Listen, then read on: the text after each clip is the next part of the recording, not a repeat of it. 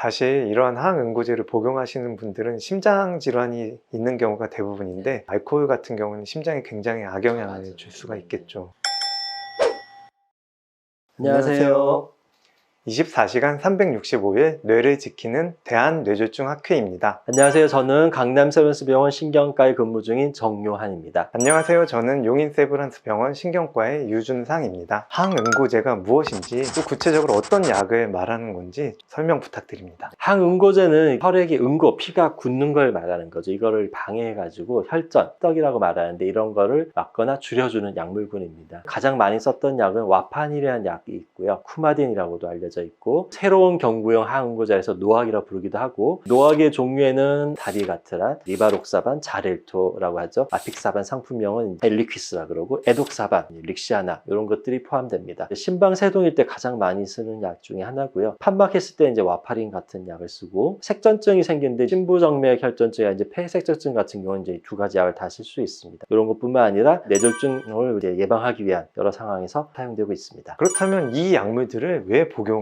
하나요? 아스피린이나 혈소판제 약들 있는데 그런 것들 대신 꼭 항응고제를 복용해야 하나요? 특히 심장 탓으로 해서 혈전이 생기는 경우가 흔한 게 이제 심방세동인데, 심장 안에서 이 혈전이 생기게 됩니다. 동맥경화에서 상처 나서 우리가 혈소판이 응집되는 기전이 아니라 이 응고 체계의 활성화로 인해 가지고 혈전이 생기기 때문에 피가 필요 없이 응고돼 가지고 뇌혈관에 이제 막을 혈전이 생기게 되죠. 그래서 항응고제를 쓰게 되면 응고 체계를 차단해 가지고 혈전 생길 위험을 줄여주게 됩니다. 와파린하고 이제 새로운 약제, 직접 작용제에서 노악, 도악, 그렇다면 이러한 약제가 어떻게 차이가 있는지 좀 설명 부탁드립니다. 와파린은 굉장히 오랜 역사를 가진 항응고제입니다. 유효 치료 농도가 있습니다. INR이라는 우리가 혈중 농도를 보는 지표가 있는데 보통 2에서 3이고요. 그 사이에 있을 때 효과가 생기고, 이보다 낮으면 효과가 떨어지고 이보다 높으면 치료염이 올라갑니다. 근데 기전상 이 항응고 체계에 비타민 K 관련된 인자들이 있는데 와파린은 여기에 영향을 많이 받습니다. 와파린을 드실 때 비타민 K하고 관련된 음식이나 비타민들은 좀 조심하셔야 되는 이유 중에 하나가 기전상에서 비타민 K가 연관성이 많기 때문입니다. 새로 나온 이런 항응고제들은 비타민 K 영향을 안 받기 때문에 음식 상호작용이 굉장히 적죠. 그리고 유효 농도를 볼 필요가 없습니다. 혈액 검사를 매번 할 필요가 없는 장단점은 있는데, 배설의 문제가 또 신장으로 많이 배설되기 때문에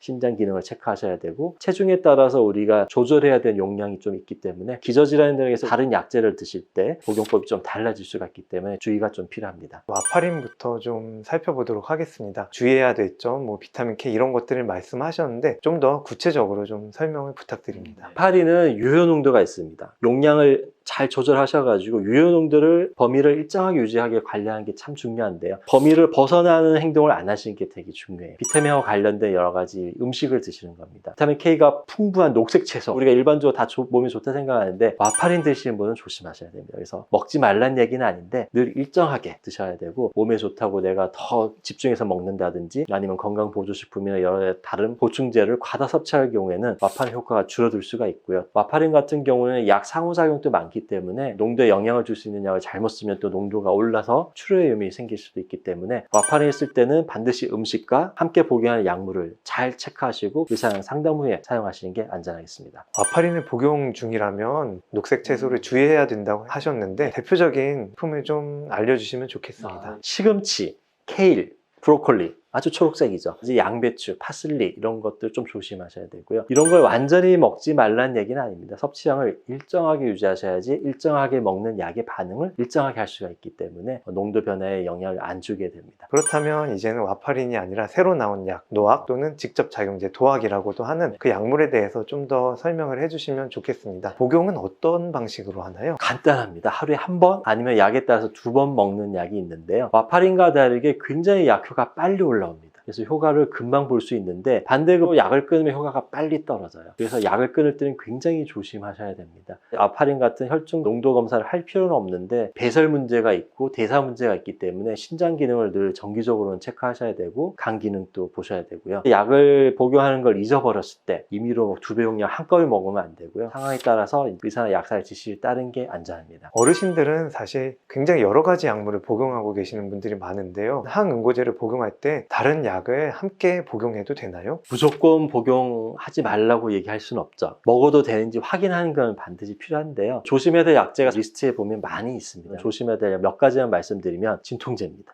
엔세이드라고 비스테로이성 소염 진통제, 뭐 이부프로펜, 나프록센 같은 이런 약들이 있는데요. 이런 약들은 자체적으로도 위장관 출혈 위험을 높이는데 항응고제 같이 드시게 되면은 출혈 위험이 더 커질 수가 있죠. 단순히 통증 조절을 위해서 이런 약을 꼭 드셔야 되는 상황이라면은 위장계에 영향을 적게 주는 약, 콕스토 이니비터라든지 아니면 타이레놀, 아니면 트라마돌계 같은 대체하는 약물들이 있기 때문에 의사하고 상의하시고 결정하는 게 중요합니다. 그 다음에 또 우리가 흔히 쓸 수 있는 약 중에 항생제가 있습니다. 와파린 같은 경우는 항생제와 상호작용이 생겼을 때 혈중 농도가 올라가서 출혈 위험을 올릴 수가 있기 때문에 조심하셔야 되고요. 노악 같은 경우는 항진균제를 썼을 때 우리가 또 영향을 받을 수가 있습니다. 대사라는 거는 약물이 몸에서 독성 없이 배설될 수 있도록 우리가 변화 과정을 거치는 건데, 대사를 방해하게 되면 약의 농도가 올라가거나 떨어지면서 효과가 떨어지거나 독성이 생길 수가 있는 거죠. 이런 것도 좀 조심하셔야 되고요. 심장 부정맥 치료제 아미오다론 같은 약들도 노악 같은 경우에는 이 용량을 좀 조절해야 되는 경우가 있기 때문에 의사와 반드시 상담하시고 잘 결정하셔야 되고요. 사실 이런 항응고제를 복용하시는 분들은 심장 질환이 있는 경우가 대부분인데, 알코올 같은 경우는 심장에 굉장히 악영향을 줄 수가 있겠죠. 특히 알코올 섭취에 대해서 많이 물어요. 하루에 한두 잔 혈액순환을 위해서 좋지 않냐 이렇게 많이 질문하시는데, 반복적인 알코올 노출은 알코올성 뇌의 위축과 알코올성 치매 위험을 올리게 됩니다. 반복적인 알코올 섭취는 뇌경색을 잘 유발하는 부정맥인 심방세 등의 발병률도 올리는 걸로 알려져 있습니다. 반복적인 음주 환자분들이 나중에 위장암과 대장암 발병률이 높기 때문에 생존율이 떨어지는 걸 알려져 있습니다. 알코올 섭취했을 때 간 기능이 떨어지는 건 당연한 거고요. 주기적인 알코올 섭취하는 환자분들은 출혈 위험이 높은 것으로 알려져 있습니다. 음주 후에는 혈압도 잘 상승하고, 포금했을 때는 혈전 생길 위험도 알려져 있고, 혈압 상승으로 인한 뇌출혈, 낙상의 위험도 다 있기 때문에 적정 음주라는데 아예 안 드시는 게 제일 좋아요. 금주를 제일 권장드립니다. 약물을 먹고 싶어서 드시는 분들은 없겠죠. 어쩔 수 없이 질환을 예방하기 위해서 먹어야 되는데, 이러한 항응고제를 복용할 때 일상생활에서 주의해야 될 점을 말씀 부탁드립니다. 모든 약은 다 중요한데 복약 순응도라고 저희가 표현하고 있습니다. 일정한 복용 시간에 정기적으로 잘 복용하는 걸 말하는데요. 특히 항응고제는 이게 굉장히 중요합니다. 같은 시간대에 꾸준히 복용하지만 양력학적으로 혈중 농도가 안정이 되기 때문에 부작용이 생길 확률이 적습니다. 그리고 우리가 아무리 제대로 잘 먹는다 해도 이제 불가피하게 생길 수 있는 출혈 위험은 있거든요. 저희가 연 2, 3% 정도를 예상하는데,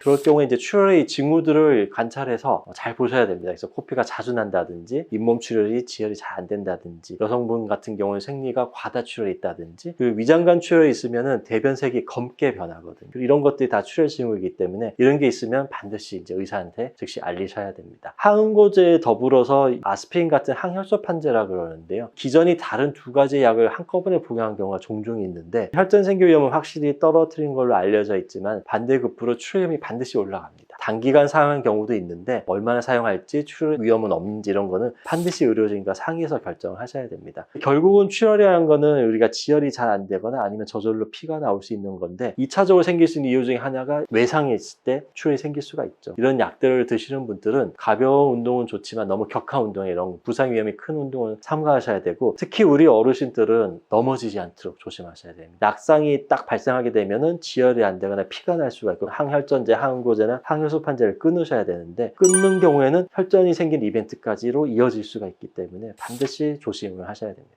이런 경우 있을 수 있잖아요. 약 복용을 깜빡했네, 아침에 안 먹었는데, 이런 경우도 있고, 아니면은 두 알을 한꺼번에 먹어버렸다. 그럴 때 어떻게 해야 하나요? 복용을 잊어버렸을 때는 다음 복용 시간이 언제를 체크해 보시고, 이게 얼마 안 남았다면 그냥 다음 시간에 그냥 한 알 복용하시는 게 더 안전하십니다. 만약에 시간이 많이 남았다 그러면은 복용해 보실 수는 있는데, 그럴 경우에는 다음 투약을 약간 시간을 조절하는 게 요령일 수가 있습니다. 두 알을 이렇게 한꺼번에 먹었을 때는 이로 인해서 부작용이 생겼는지를 이제 잘 확인을 하셔야 됩니다. 피가 나지 않는지 보셔야 되는데, 흔한 건 코피나 몸에 멍드는 건데, 위장관 출혈이 있을 때는 이제 변 색깔이 빨갛게 나온 게 아니라 새까맣게 나올 수가 있어요. 변 색깔도 관찰하는 것도 하나의 방법이라 하겠습니다. 항응고제를 평생 먹어야 한다고 들었는데, 이렇게 평생 먹으면은 몸에 무리가 가지 않을까요? 몸에 무리라기보다는 이제 가장 무리해야 될 건 출혈염이 올라가는 건데요. 나이가 드실수록 약을 오히려 더 잘 복용하셔야 되는데, 다만 출혈염도 같이 올라가기 때문에 이 두 개의 밸런스를 잘 맞춰서 우리가 약제를 조절하고 행동 변화를 가져야 된다고 저는 이렇게 설명을 드립니다. 이제 뇌졸중에 걸렸다고 하면은 자녀분들이나 친한 이웃이 선물을 해주시는 경우가 많은데요. 영양제, 한약, 보조식품들, 이런 것들 어떤가요? 결론부터 말씀드리면 추천드리지 않는데요. 홍삼이라든지 뭐 인삼, 그리고 은행잎 추출물에 이제 진코, 어지럼증 있을 때 뭐 혈액순환제로 많이 먹는 이런 약들이 있는데, 혈액 응고는 보는 혈소판 기능에 영향을 줄 수 있는 보고들이 종종 있습니다. 한약 중에서 이 항혈소판 효과가 좀 있는 약들이 있습니다. 생강이라든지 홍삼 이런 것들은 항혈소판 효과가 있기 때문에 좀 조심하셔야 되고요. 우리가 많이 먹는 은행잎 추출물도 항혈소판 효과가 있습니다. 수술 전에는 이런 것들 다 끊으라고 하는데 이미 기존에 항혈소판제를 드시고 있다면 굳이 드실 필요가 없습니다. 그리고 한약에 많이 들어가는 감초 같은 약들은 항응고 효과가 있습니다. 근데 한약에 감초가 안 들어간 경우가 없잖아요. 대부분 항응고에 영향을 주기 때문에 출혈성 위험을 조금 더 올릴 수가 있죠. 되도록이면 불필요하게 출혈의 위험을 높일 필요는 없기 때문에 이렇게 항응고제, 항혈소판제 드시는 분들은 한약을 저는 별로 추천드리지 않습니다. 오늘 항응고제에 대해서 자세히 말씀해 주셨는데요. 시청자분들께 요약해서 정리를 해주시면 감사하겠습니다. 항응고제는 혈전, 색전을 막아서 뇌졸중이나 이런 심혈관 질환을 예방하는